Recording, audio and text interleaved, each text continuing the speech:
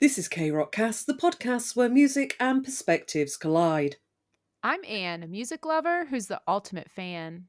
And I'm Kelly, a professional musician. Join us as we dive into the world of the Rose and other Korean and Asian rock bands.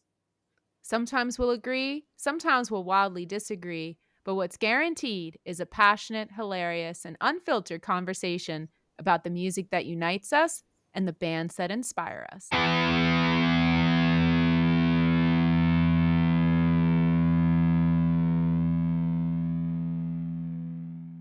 On today's show, I know we've talked about this a bit, but really the guys' vulnerability was a little bit surprising to me. I think especially Sammy. Like I didn't expect that moment in the interview. Hi, everybody. We're back. We are in episode 20, Into the Transmission, an interview with Diane Quon and Eugene Yi from the Rose's documentary film, The Rose Come Back to Me. Kelly, how did we get so lucky? How are we here? I don't know, but we are. Our pokely little podcast. I know. Is this me being foolhardy again? Oh my God. Look, you know my mantra on life is people can only say no or ignore you. You know what? And that's gotten us really far so far. I remember when we were going to reach out to Francis Doom and you were like, I was like, do you think he'd really like come on our podcast? And you were like, Anne, he can only ignore us or say no. Exactly. And then I got a message in Thailand and danced around the hotel room. I was like, oh my goodness. And so you're right. Like, here we go. We sent off our formal request and look, we got a yes. This is so exciting. It's amazing. I'm so looking forward to this. Yeah, so listeners, we are really honored to be able to bring you Diane Quon and Eugene Yi to have a really great conversation about behind the scenes of the film. You're going to enjoy it. We are honoured to be joined today by two of the geniuses behind the scenes of the Rose's documentary film, The Rose Come Back to Me. We welcome Diane Quon, Academy Award-winning producer, who is one of the producers on the film, and Eugene Yi, an award-winning filmmaker, editor and journalist, who is director of the film. Diane and Eugene, thank you so very, very much for taking the time out of your very busy schedule to join us on K-Rockcast. And so we're going to have a little talk about the documentary. Yeah, So happy to be here. Yeah, welcome. Thank you for having us. Well, I had the pleasure of attending the film in person, the film premiere at the Tribeca Film Festival on June 6th.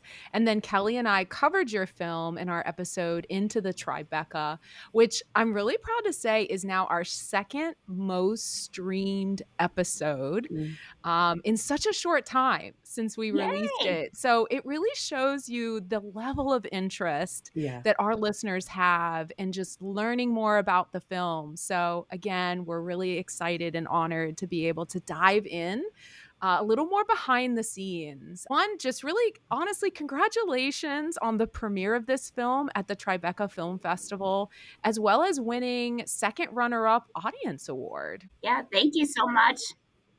It was great to be at Tribeca and New York. I don't know if you heard that one song where in their cover in the doc where they say, "What's up, New York?" And it just was so perfect. The New York crowd was just cheering when that happened.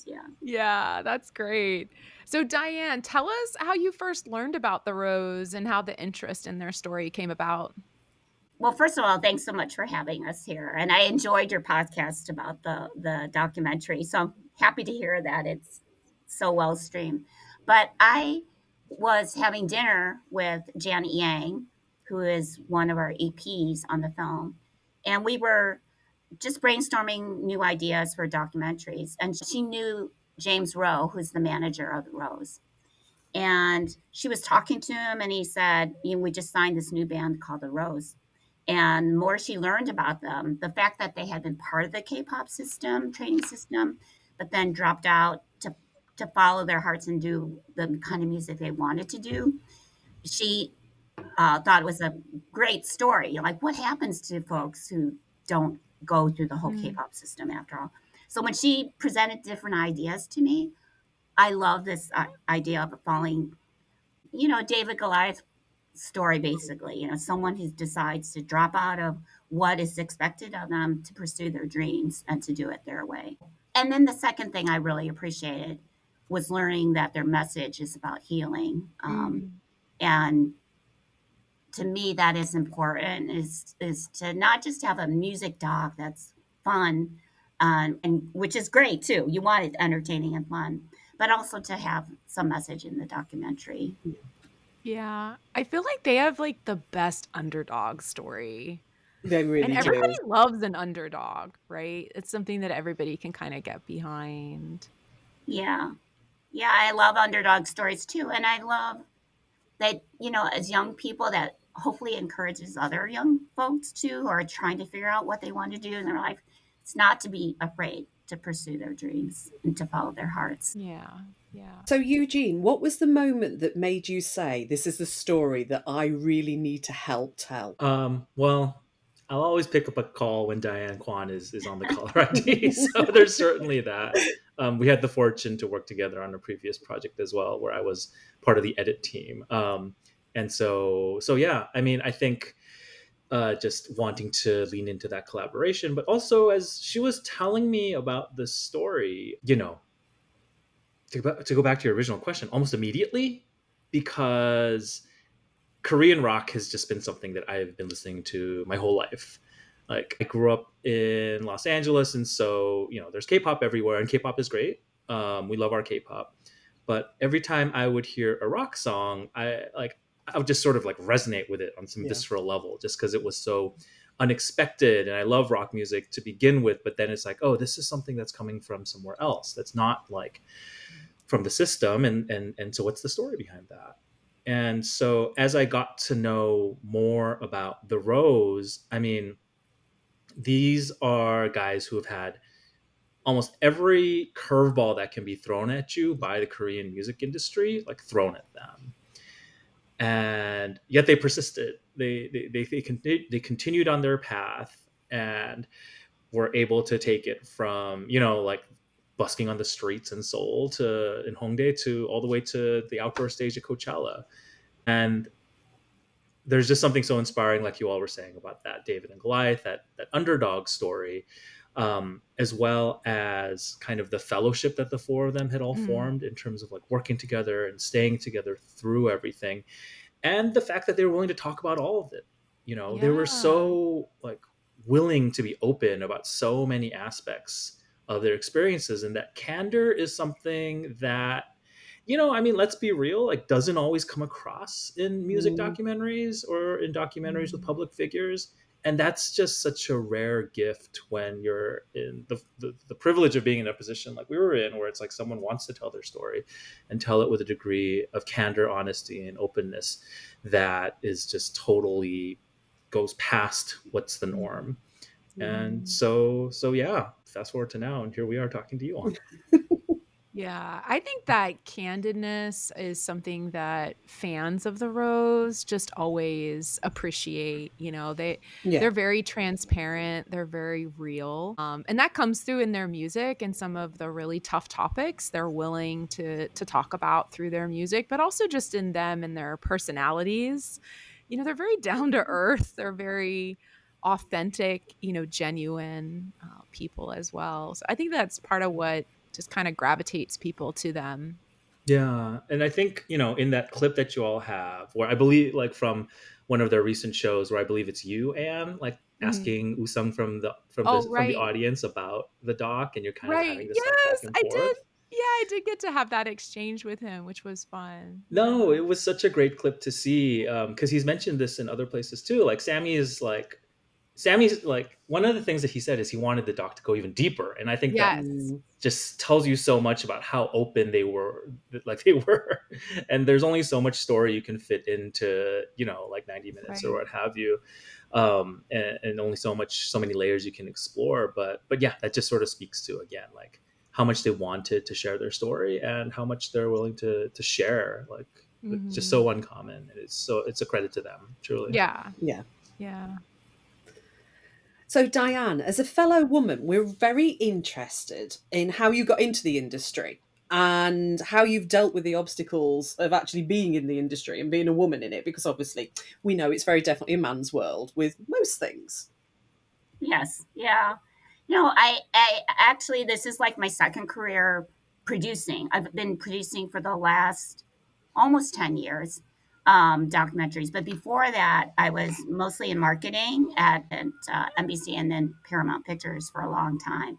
And even then, it was tough. Like Yeah. I would see men. I know this sounds like the old, cliche, but I would see men promoted, and I would have to fight every time for a promotion to the point I would have to threaten like to quit.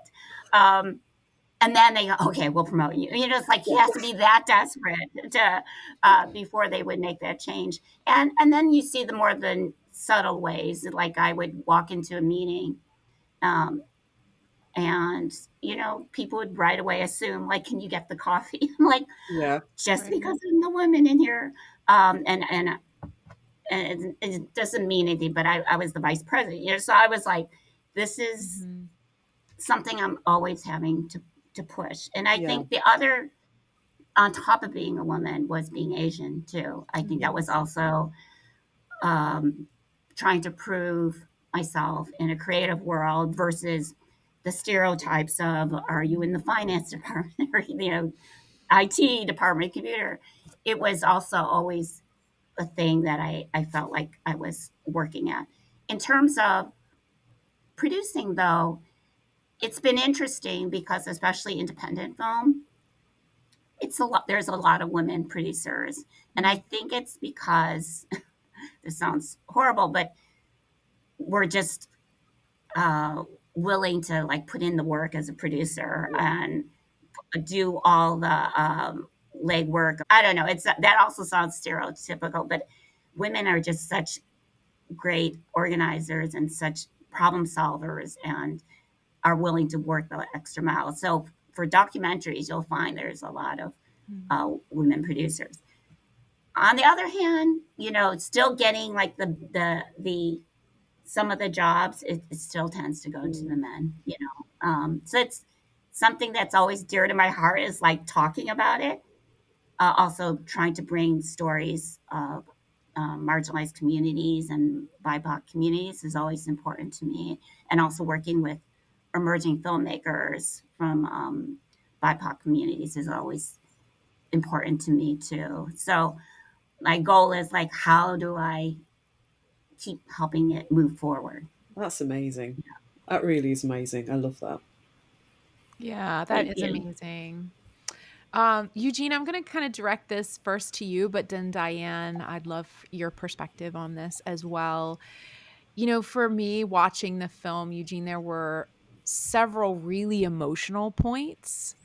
We've said this before where, the guys were very vulnerable. They were very open in their story. So I'm kind of interested in as the documentary filmmaker, you're going through this experience with those in the film. They're opening up to you, having some of these really open, candid conversations. In some scenes the guys cried, which was a surprise. As documentary filmmakers, how do you personally process that level of vulnerability when you're kind of in those situations? No, I mean, I think there's so many ways to sort of approach and unpack that question. I think at the root of it, really, and I think this is true for everybody on the team, is just our ethic when it comes to documentary filmmaking. I mean, it's really based on a spirit of collaboration and trust, and not wanting to be, is sort of, we in the documentary film side of it sometimes called extractive filmmakers, where you just kind of like Mm. parachute in and tell us and Mm, get a story and come out. Like, I think there's something to really being there, and connecting as people in a real way mm, that is just really important to us. And so I think, no, those interviews specifically, I mean, again, credit to like the guys, especially Taegyeon, because like, they're all very long interviews. They're like, 3 to 6 hours long, depending on wow. sort of like It's which ones they actually all were. day. It would be all day, and we Yeah. just have breaks in between. Yeah. Wow. And Taegyeon had just like flown in from Korea, and we started like at 10 o'clock at night or something like that. And he was just like, he was just game. And so I think, for me personally, when I see someone like, all the guys were during our interviews, who are so open and willing to share so much of what they've been through and to be so vulnerable. It just like there's a sense of responsibility that comes through, I feel like, for me to make sure that that sense of trust is honored, and to make sure that I and we are doing everything we can to sort of pay that back to them in terms of how their story is told, because it is their story, in the end.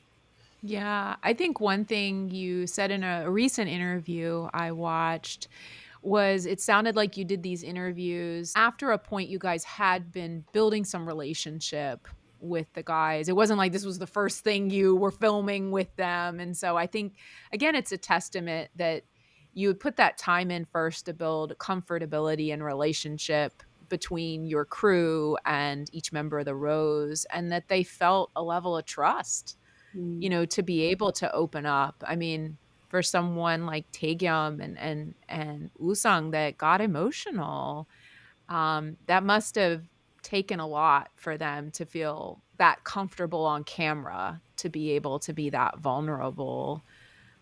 So kudos, I think, a testament to your crew. We tried to, like the key crew production members, it was Eugene, myself, Rich Hama, our DP, and Soyeon, who did basically everything else, everything from data management to field producing to sound.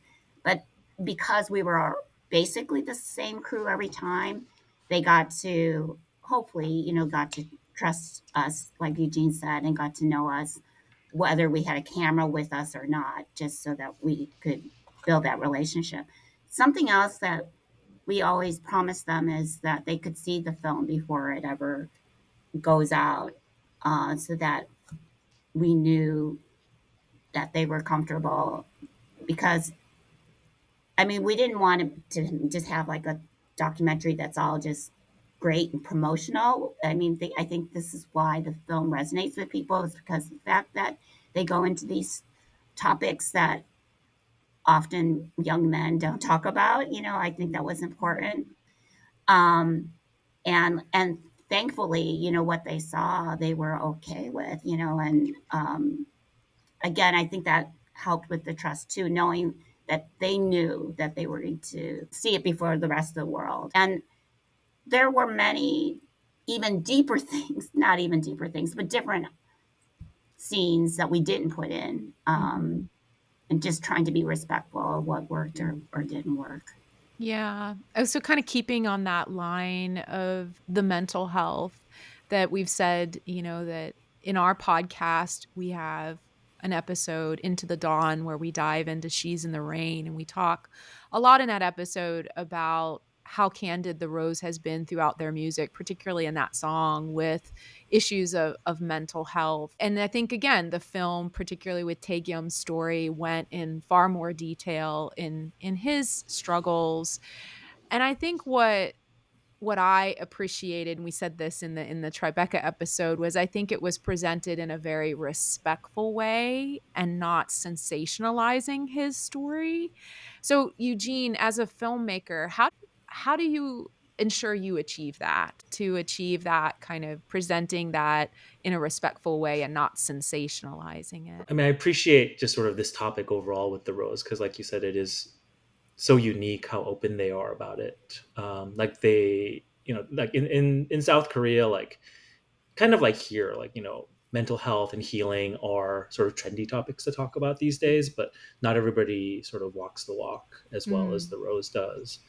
And I think with that moment with him, so I mean, I think from early on we knew that that was, one of the real moments in the film, or like the heart, like in some ways, like the emotional heart of so much of the message about healing, and we just needed to make sure that we treated it rightly. I'll say, a couple of things come to mind. I mean, I know sort of you mentioned the tears, but there is such a thing as too much crying too. Like things can get Yeah. very mawkish too. And as we were kind of crafting that scene, it was interesting to see like when it started to feel like it approached that a little bit too much. Just I think there's a desire from all of us not just to be effective storytellers, but like, yeah, it does feel like not just making sure that you give them that space and the dignity in those moments, like is really important. Honestly, so much of that was really based on his relationship with his dad too, Oh, yeah. and just being able to build off of that incredible jam session that the two of them had Oh, that was a together. great scene in the film. Yeah, as Yeah. well as I think something that like you had articulated in a way, where you know Jeff is really living his dad's dream to a certain extent. Mm. And I think, especially seeing maybe like an East Asian guy talk about, oh, I'm disappointing my family, is something that's a little bit more stereotyped perhaps, but to kind of make that connection to his dad's dreams too, Mhm. like just renders everybody so human to me. And it was actually kind of wonderful to hear you all articulate it like that, because it was like, oh well, yeah, like uh, that's part of sort of what we were going for. And Mm. to and I think part of the treat of being able to talk to you all actually is to be able to hear like, okay, this is great. Like what we were hoping to get across is landing a little bit. Like it would seem, I hope. Yeah, it was a treat to learn more about Jeff's dad. I mean, Jeff has talked about his dad a lot, so fans, I think, are pretty familiar that his dad is a musician, but I didn't realize, no, it's not just my dad plays these instruments and I picked them up growing up. No, my dad's dream was to be a professional music Yeah. artist, and why his a little bit of his dad's story, right? Why his dad didn't pursue that. I really, really love that. And I think that's what I loved. Like, I think I said this in the episode, like, I know a lot about the Rose. But like I Just a little learned bit too so much many new sometimes. A little bit too much every now and again. I mean, I always brag about winning Wusong trivia, I probably know Oh, him here we better than go. himself, but anyway, I learned so many new things, and I feel like that was something that impressed me in how you made the film. You made the film that a fan would love, but you also don't have to be a fan of the Rose. And I think you can watch this documentary and you can enjoy the story and probably come away with a level of respect of the band, but you don't need to be a fan of the music artist to enjoy this particular music documentary. I think that's something that to me makes your film stand out quite a bit. Thank you, thank you.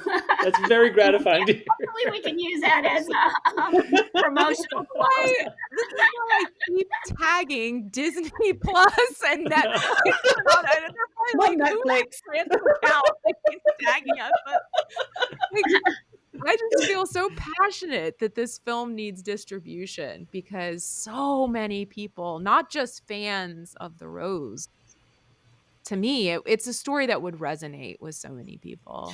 Yeah, I think that's what meant a lot to us at Tribeca was there was definitely that group of fans that were in the audience, but there were so many people who came just to support the film team or just out of curiosity who ended up just loving the band, but because of the story. Of course, also they enjoy the music, but they love the story, and that's what inspired them to look up more about the Rose and to enjoy their music. So I think that was always important to us the most is to make sure that the storytelling resonates with people. It's That's what such, we wanted to do. it's such a universal story, though, isn't it? At the end of the day, Right. and I think, I mean, obviously, I've not sat and watched it. I've heard it secondhand, but I've heard the episode. You practically watched it.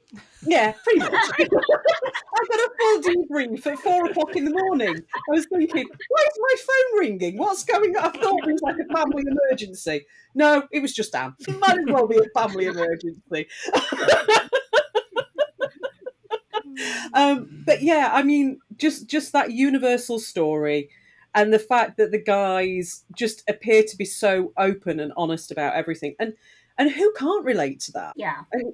I mean, it's as simple as that. So I mean, obviously, this documentary, it needs distribution. It definitely does. That's so nice of you to say that. And actually, Eugene and I were talking about this, and I know, well, I mean, hopefully you're okay with this, but we would love your support, I love that how you encourage fans to talk about distribution on your podcast. Whoever has seen the film or whoever, even if they haven't seen the film, just like you're saying, Kelly, it'd be great if you've seen the film to put something in Rotten Tomatoes, or I'm not sure if you're familiar with Rotten Yeah. Tomatoes or IMDb Yeah. or Letterboxd, the more we hear from fans saying how much they love the film, just like you were talking about, and how they want it want to be Exactly. able to Yeah. see it, will help us too. Yeah. So hopefully it's okay to be saying that here, but any support that way would be great. Yeah. Yeah, we were saying to Eugene, I think before we started recording, but we're getting asked a lot Yes. by our listeners, by our followers on Instagram,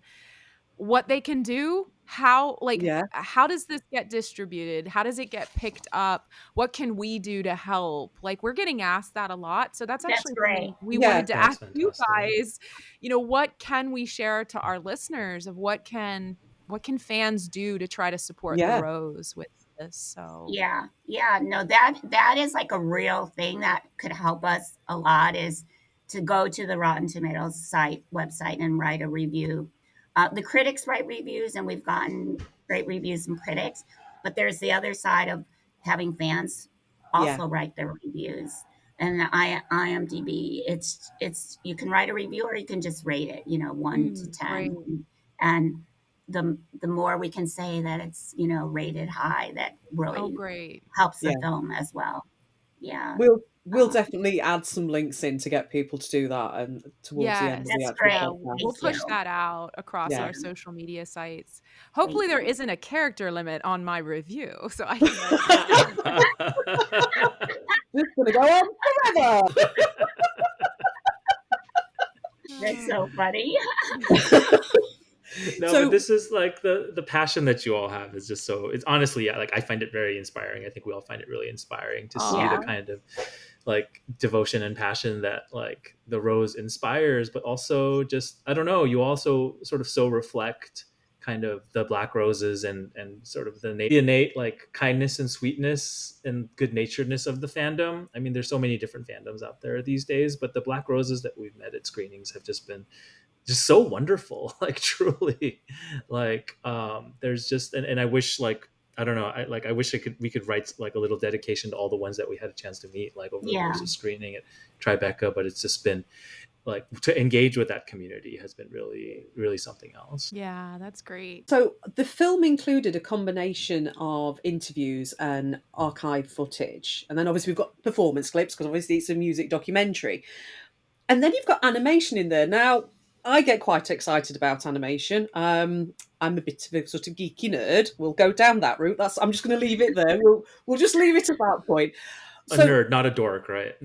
oh no, I'm a dork as well, to be perfectly honest. I tick all the boxes. I just hide it really, really well. That's all I'm saying. I pretend to be cool, but I'm not. So one of the things I wanted to know was, how did you decide upon the stylistic sort of just aspect of the animation? Why did you sort of opt for that style? Because obviously, I mean, it could have been millions of different styles that are available out there, and all of them are truly beautiful, but why did you opt for that sort of style? Yeah, and we tried a few different approaches when we first started working with our very, very dazzlingly talented animator, Nyan Cho. She really can, I mean, she can do anything. And she showed us that while we were sort of developing it. But actually, it was interesting because one of the conversations we had with the guys at that point, because they were putting together kind of their mood board and their storyboard for the World album.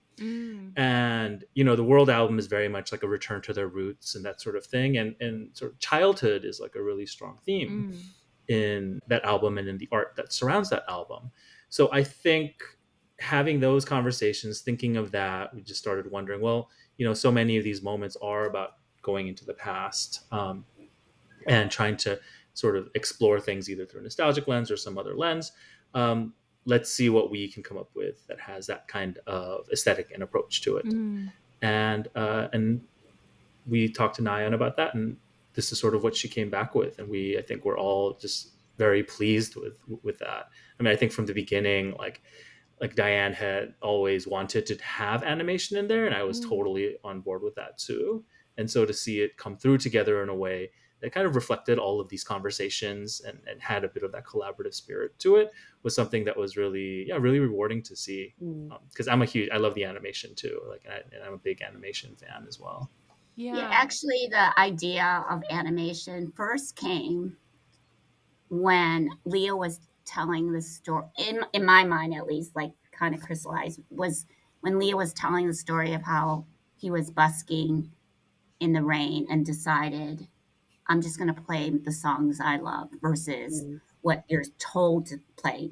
Back to their whole message of like doing what feels right to you versus what the world wants you to do. And I could imagine in my mind, even as he was telling the story. And so I was thinking, like, how do we tell this? I'm imagining in my mind as he's telling the story. And so that was one of the scenes right away. I was thinking animation would be good. And I think the guys, what looking at their boards and what they were thinking for their album, we we decided to try to not be as, what is the word, Eugene, as realistic, or just Hmm. Yeah. to be a little bit more abstract and Yeah. Mm-hmm. playful and colorful. Yeah. Yeah. Were there any unexpected moments or surprises during filming that might have changed the direction or the tone of the story? This is kind of to each of you. We're having one of those like, wait, you go first moments. I'm actually thinking. I think we sort of, I think Diane and I sort of had a sense of what the broad strokes of the film would be in terms of the themes we would cover and kind of the general approach of the story we wanted to tell. I mean, I know we've talked about this a bit, but really the guys' vulnerability was a little bit surprising to me. I think especially Sammy. Like I didn't Mm. Yeah. expect that moment in the interview where he just really opened up about kind of some of the difficult times when they were with their old label. And it was, like, again, just a credit to them and just sort of how willing they were to engage with us. They really wanted their story out there. As an addendum to the thing that Leo said at the screening, where he was like, he's always filming from the beginning because he was hoping that there'd be a documentary out there. Like one of the first things he said to us in our interview was, this feels like a good place, like sort of a good chapter break for the story of the Rose, like and just sort of see to sum up what's happened to them and then just start looking ahead. And so that was really great to see. This is I think this is safe to share. But Diane, please, like, yeah, stop me or stop me if it's not. But Hajun really want to talk about girlfriends.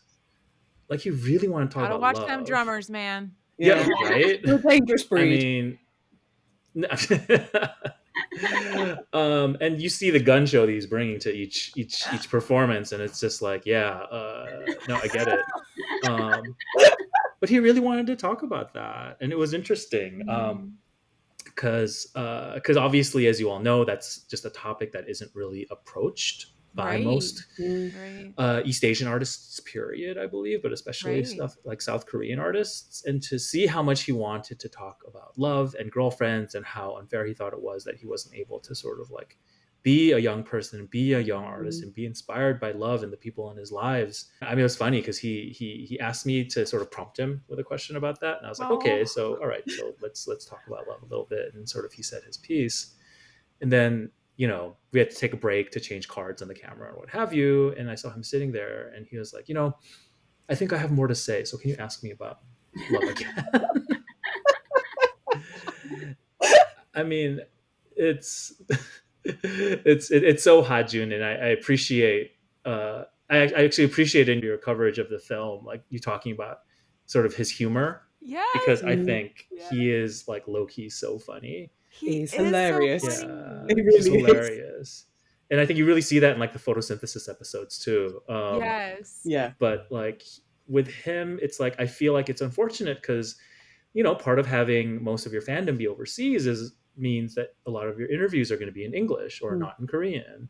Yeah. And so inevitably, like Hajun and Taegyam end up, with a little bit less of the microphone because they're just not quite Right. as comfortable as Sammy and Leo are. So yeah, all of those moments with Haju and I, we tried to get in there as much as we could. I was reluctant to mention the love stuff because we didn't end up finding space for it in the film.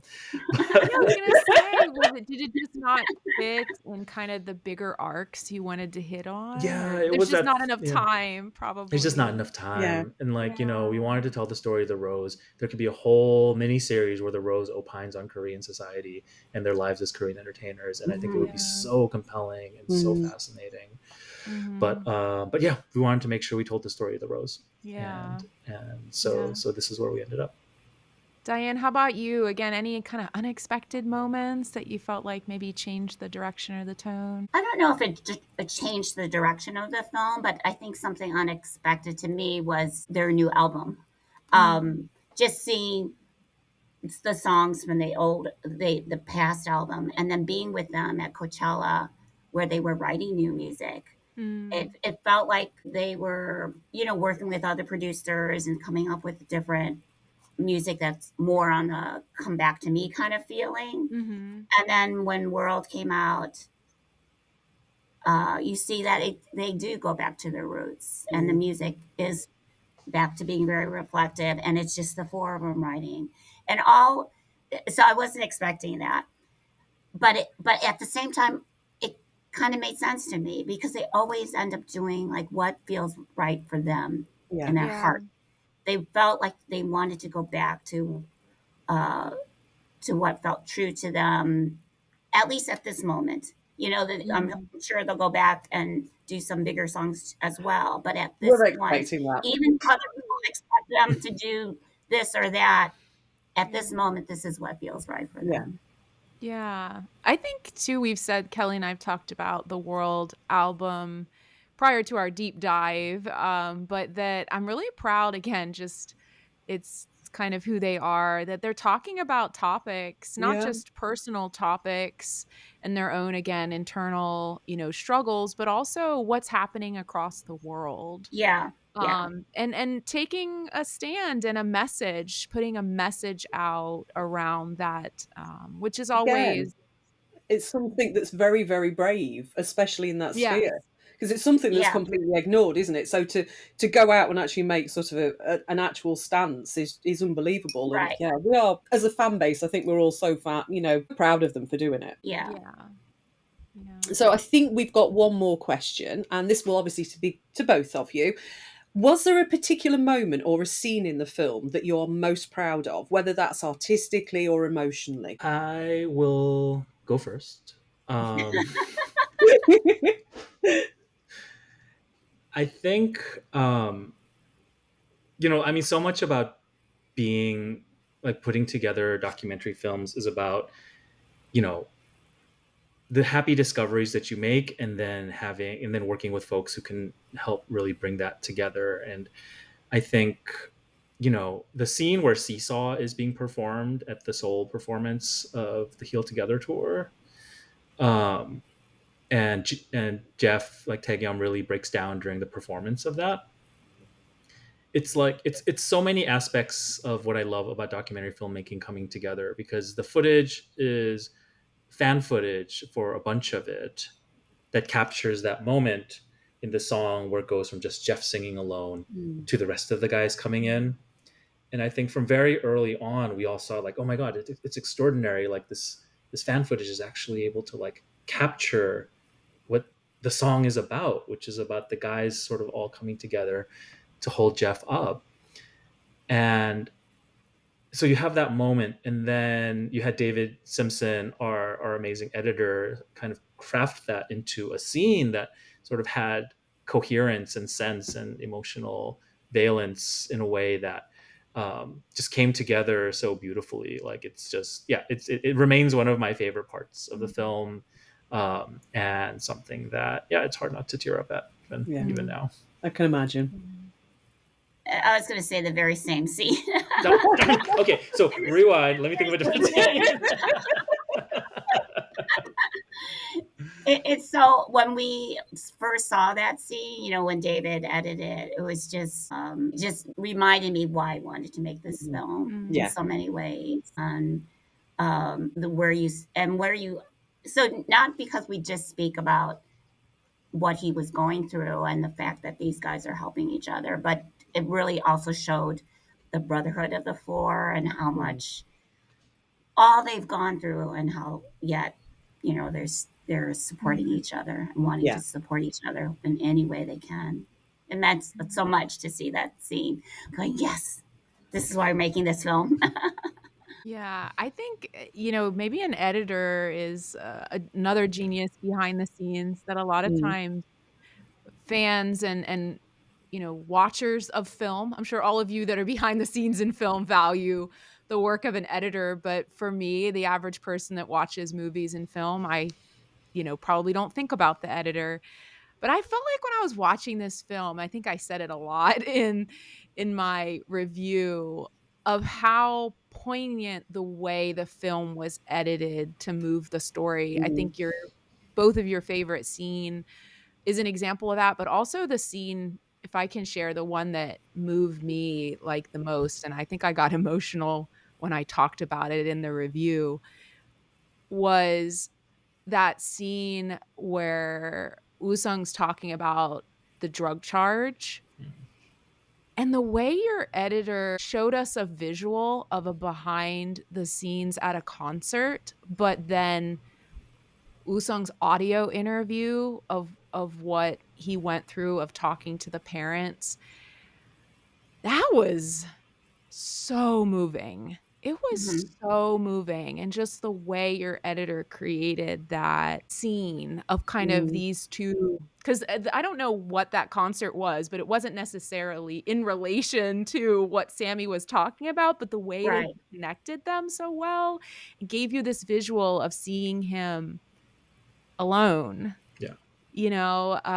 that was so powerful. So kudos to your editor. I think he did a phenomenal job with the film. Yeah, he made that connection for sure in that Yeah. scene. And Yeah. yeah, he's really a master of his To craft. find that piece of footage with him and the parents was really, Wow. really special. Yeah. We'll let him, we'll make sure he hears this podcast. Yeah. Yeah. I'm glad you're mentioning him, as well as, yeah, I mean, because when you started off the podcast introducing us as geniuses, where, I mean, it's a team of geniuses at, like, if nothing else, because we're just so fortunate to work with all like the talented people that we had, on our team, including our composer who has perfect pitch. It's Yeah, he does. This is Editor Kel. A round of applause for Chad Cannon, the composer of the documentary, swooping in to save the day. So we need, again, 2 more seconds. Every time you need 2 seconds to tune a guitar. I don't really know that they're a musician. The tune, yeah. So Tuner is E flat. Here you go. Just one. Yes. That's amazing. I think we relied on tuners too much. G flat. Okay. Oh, I look like a musician now. You gave us some really good ways, Diane, that listeners can help promote the film, but I'm just kind of curious myself as we wrap up, what is the process for getting picked up for Of distribution? course. How does that work? Can you tell us a little more about that? Yeah. I mean, there's many different ways you can go. Some distributors do it all, theatrical, streaming, and or broadcast. And then other distributors just handle one part, theatrical. Some others Mhm. handle the streaming, and some is US, and some of these distributors do it worldwide. So we're approaching all of them, all these Mhm. different buyers, and sharing the link with them.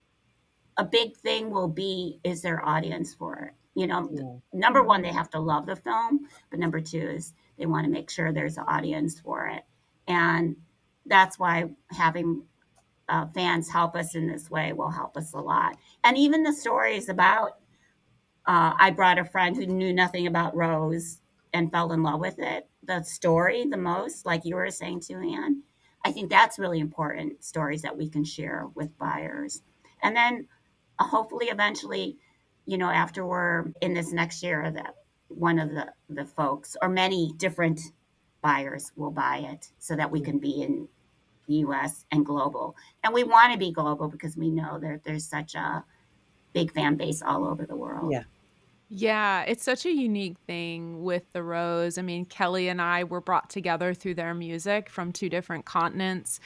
We just, at the London show we attended, Kelly, there was representation from maybe 4 to 5 countries in our group. Oh, it was Would you United say? Nations, to be honest, wasn't it, at one point?